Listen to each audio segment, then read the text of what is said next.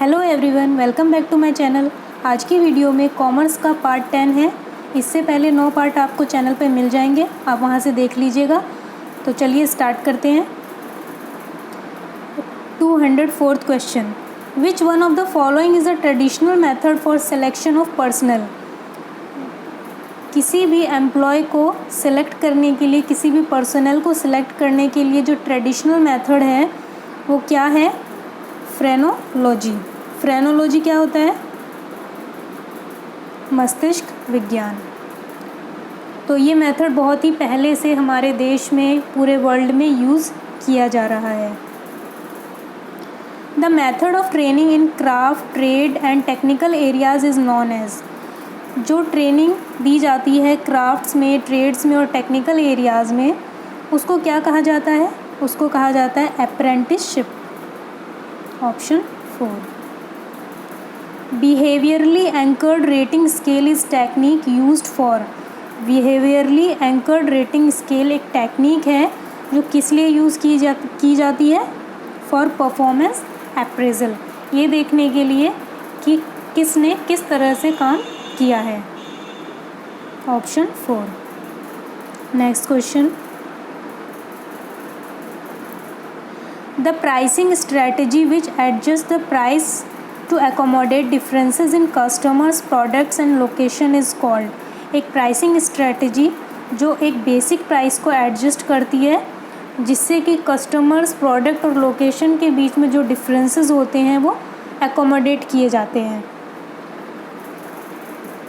तो वो होती है differentiated pricing strategy. Option 1। Next question, horizontal marketing system comprises of. Horizontal marketing system में क्या क्या होता है, किस किस से बना हुआ होता है ये? तो ये होता है 2 और more unrelated companies put together resources to exploit an emerging market. 2 या 2 से ज़्यादा कंपनी जो एक दूसरे से रिलेटेड नहीं होती हैं, वो एक साथ आती हैं और एमर्जिंग मार्केट में अपनी चीज़ों को बेचना शुरू करती हैं। Option 4। Which one of the following is not a mechanism of managing stress. Stress को मैनेज करने के लिए इनमें से कौन सा सही मैकेनिज्म नहीं है? तो वो कौन सा नहीं है? Rust out. Find out the correct combination of statements with regards to business ethics. Business ethics के लिए इनमें से कौन सा स्टेटमेंट सही है?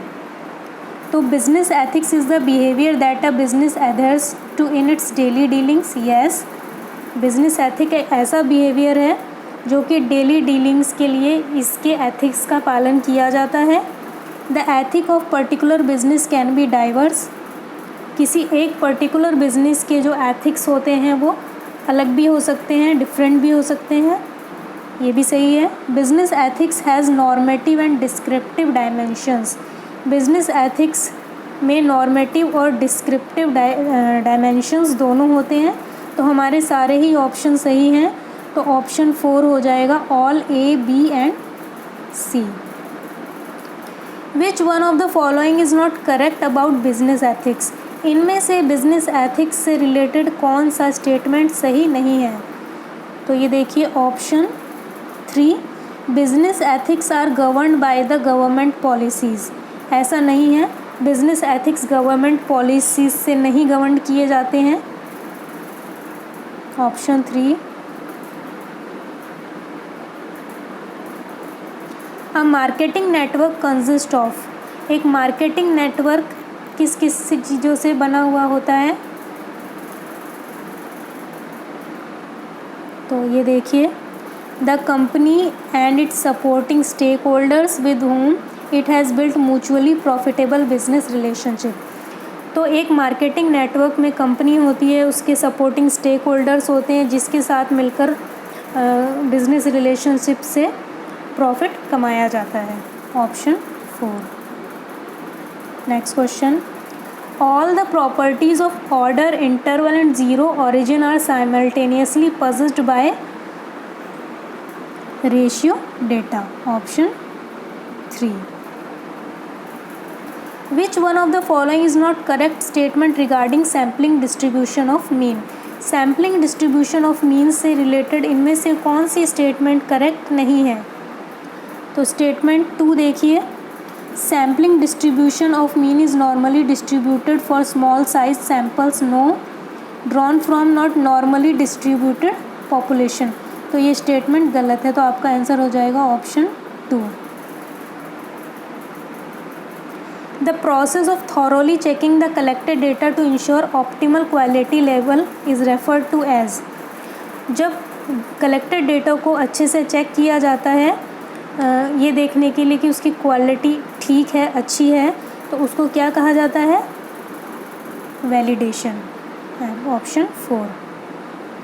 For the purpose of extending rural banking and agro finance, the NABARD rural banking को बढ़ाने के लिए, एक्सटेंड करने के लिए नाबार्ड क्या करता है? तो ऑप्शन 3 हो जाएगा, refinance the rural borrowers, option 2 हो जाएगा, refinance the banks extending rural finance. Banks को रिफाइनेंस किया जाता है जिससे कि रूरल फाइनेंस को बढ़ाया जा सके. Option 2. Next question. When RBI grant loan to commercial banks and charges interest on it, it is called. जब RBI कमर्शियल बैंक्स को लोन देती है और उस पर इंटरेस्ट चार्ज करती है तो उसको क्या कहा जाता है? उसे कहा जाता है repo rate. Option 1. Next question. Matching essential managers and essential position is a step in the process of. Essential manager और एसेंशियल पोजीशंस को मैच करने के लिए ये कौन सी प्रोसेस है? ये इस प्रोसेस को कहा जाता है succession planning. Option 3. Essential managers essential position, तो ये किसका स्टेप है? कौन सी प्रोसेस का? सक्सेशन प्लानिंग का. Next question. Who has developed the system approach of industrial relations.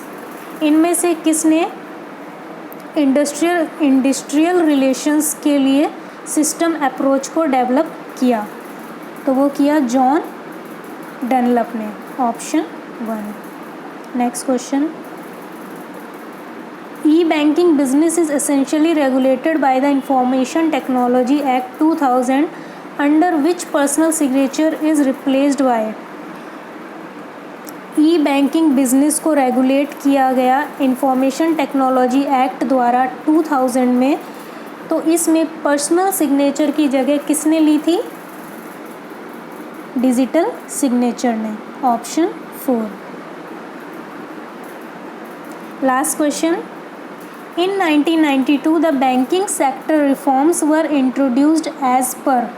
1992 में बैंकिंग सेक्टर रिफॉर्म्स किसके द्वारा इंट्रोड्यूस किए गए थे? बैंकिंग सेक्टर में जो सुधार किए गए थे वो किसके द्वारा करवाए गए थे? एम नरसिम्हा कमेटी रिपोर्ट द्वारा. M Narasimha committee report. तो ये थी हमारा कॉमर्स का पार्ट 10. और आगे के पार्ट्स के लिए प्लीज़ चैनल पर बने रहें. अगर इस वीडियो से रिलेटेड आपको कोई क्वेरी है, कोई डाउट है, तो आप कमेंट सेक्शन में पूछ सकते हैं. और आपको वीडियो पसंद आई है तो प्लीज़ मेरे चैनल को लाइक, सब्सक्राइब एंड शेयर करें. Thank you.